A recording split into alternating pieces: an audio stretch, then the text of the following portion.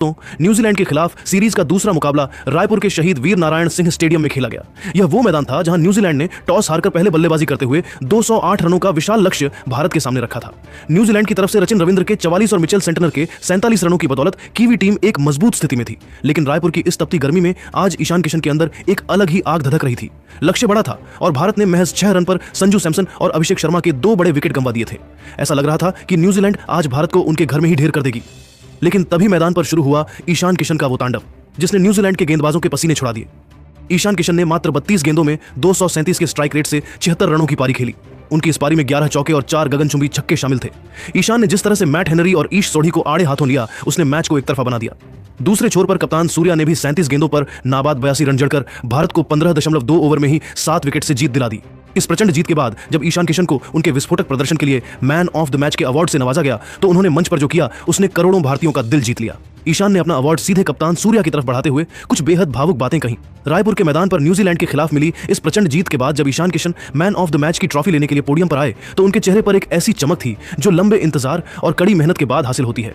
ईशान किशन ने बहुत ही संजीदगी और ठहरे हुए अंदाज में अपनी भावनाओं को व्यक्त करते हुए कहा, सच कहूं तो एक लंबे अरसे के बाद मैदान पर वापसी करके और अपनी टीम के लिए इस तरह की निर्णायक पारी खेलकर मुझे बहुत अच्छा महसूस हो रहा है।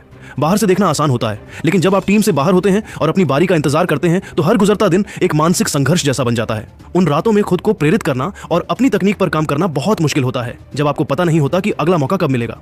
अपनी बात को आगे बढ़ाते हुए ईशान ने बड़प्पन दिखाते हुए कहा, आज मुझे यह अवार्ड मिला है, लेकिन मैं इसे खुद से कहीं ज्यादा अपने कप्तान और बड़े भाई सूर्या भाई को समर्पित करना चाहता हूं। जब मैं ड्रेसिंग रूम में था तब सूर्या भाई ने जिस तरह से आकर मेरा हाथ थाम लिया और मुझ पर अटूट भरोसा जताया, उसी ने मुझे मैदान पर जाकर निडर होने की ताकत दी। आज जब हमारे 2 बड़े विकेट महज 6 रन पर गिर गए थे और पूरा स्टेडियम सन्नाटे में था, तब सूर्या भाई ने क्रीज पर आते ही मुझे जिस तरह से शांत रखा और कहा कि तू बस अपना नेचुरल गेम खेल, मैं यहाँ खड़ा हूँ, वही मेरी इस 76 रनों की पारी की सबसे बड़ी और असली वजह है। उनके जैसा कप्तान जब दूसरे छोर पर होता है तो एक खिलाड़ी के लिए दबाव महज एक शब्द बनकर रह जाता है। ईशान किशन ने अपनी बात को और अधिक विस्तार देते हुए कप्तान सूर्य कुमार यादव की लीडरशिप की जमकर प्रशंसा की। उन्होंने बेहद गर्व के साथ कहा, सूर्या भाई की सबसे बड़ी खूबी यही है कि वे अच्छी तरह जानते हैं कि किसी खिलाड़ी के जहन से विफलता का डर और हिचकिचाहट कैसे निकालनी है।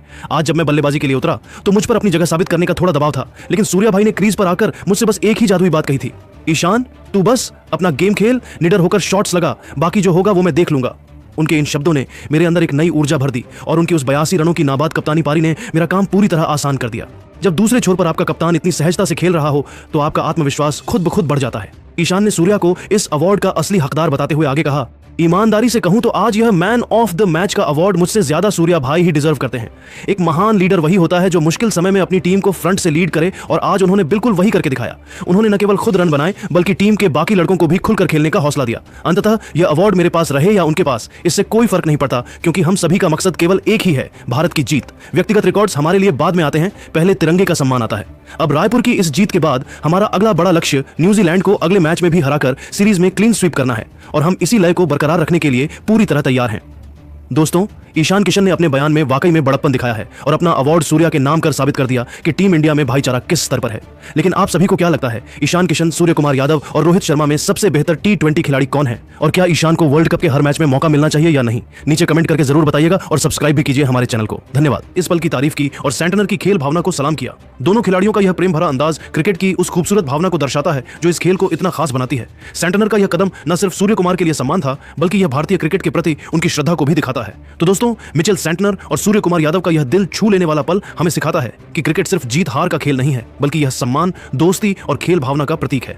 अब आप बताइए, इस बार वर्ल्ड कप की ट्रॉफी कौन सी टीम जीतेगी? अपनी राय नीचे कमेंट में जरूर शेयर करें और ऐसी ही भावनात्मक और रोमांचक क्रिकेट कहानियों के लिए हमारे चैनल को सब्सक्राइब करना ना भूलें। धन्यवाद।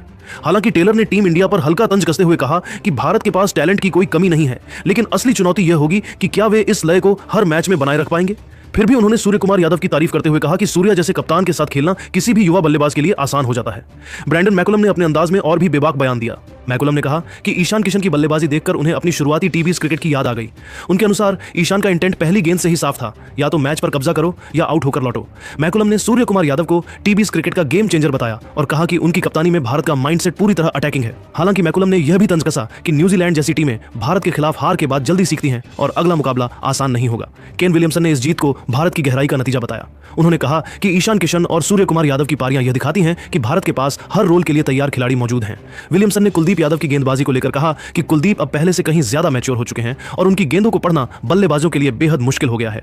हालांकि उन्होंने यह भी जोड़ा कि भारत को हर हाल में फेवरेट मान लेना गलत होगा, क्योंकि न्यूजीलैंड जैसी टीम कभी भी वापसी कर सकती है। डेरिल मिचेल ने सबसे ज्यादा तारीफ भारतीय गेंदबाजों की मिचेल ने कहा कि हर्षित राणा की गति और आत्मविश्वास ने कीवी बल्लेबाजों को चौंका दिया। उनके अनुसार हर्षित ने बिना किसी डर के लाइन और लेंथ पर गेंद डाली, जो किसी भी युवा गेंदबाज के लिए बड़ी बात है। मिचेल ने कुलदीप यादव को लेकर कहा कि उनकी विविधता ने मैच का रुख पूरी तरह भारत की ओर मोड़ दिया। हालांकि मिचेल ने हल्के अंदाज में यह भी कहा कि अगली बार न्यूजीलैंड इस तरह की गलतियां नहीं दोहराएगा। कुल मिलाकर न्यूजीलैंड के इन दिग्गजों के बयानों से यह साफ हो गया है कि भारत की यह जीत सिर्फ एक मुकाबले की जीत नहीं थी, बल्कि विरोधी टीमों के लिए एक कड़ा संदेश थी। ईशान किशन की तूफानी पारी, सूर्य कुमार यादव की क्लास और कुलदीप हर्षित की गेंदबाजी ने यह साबित कर दिया है कि टीम इंडिया इस समय पूरे आत्मविश्वास के साथ T20 क्रिकेट में आगे बढ़ रही है, और यही बात दुनिया की बाकी टीमों को सबसे ज्यादा परेशान कर रही है। इरफान ने मिडिल ओवरों में भारतीय स्पिन जोड़ी के प्रभाव को समझाते हुए आगे विस्तार से बताया कि वरुण चक्रवर्ती की रहस्यमयी फिरकी और कुलदीप यादव की बुद्धिमत्ता भरी स्पिन गेंदबाजी ने बीच के ओवरों में न्यूजीलैंड की रणगति पर जो लगाम लगा